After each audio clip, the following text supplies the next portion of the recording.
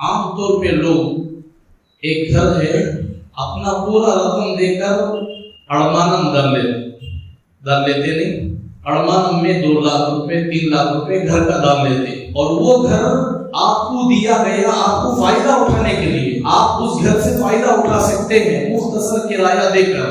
आप ऐसा हरगिज नहीं कर सकते कि आप एडवांस या अड़मान में घर लेकर दूसरे को किराया छोड़कर उसका रकम अगर हम खाएंगे, फिर याद रखो एक पैसे का खुदा के सामने हिसाब देना पड़ेगा।